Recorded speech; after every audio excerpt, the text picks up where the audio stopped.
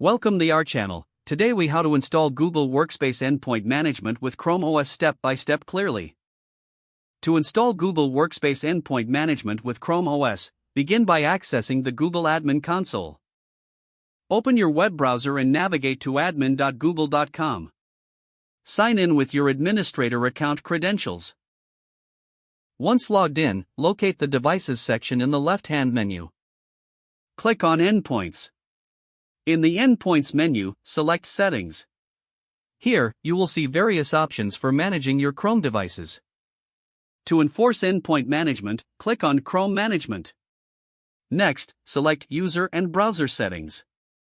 Choose the organizational unit you wish to configure. Scroll down to the Device Settings section. Here, you can customize management options according to your needs. Turn on the desired management features, such as device permissions and application control.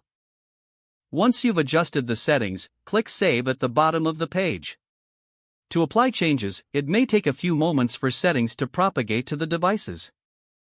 Next, you will need to enroll your Chrome devices into management. On your Chrome device, sign in using the account you want to enroll. Navigate to the settings by clicking on the clock in the bottom right corner. Select the gear icon to access the settings menu. Under the People section, click on Manage Other People.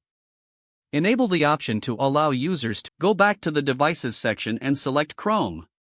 Click on Chrome Devices. Here, you can see the enrolled devices listed. If a device is not appearing, make sure it is connected to the internet. Once all devices are enrolled, configure additional settings as needed.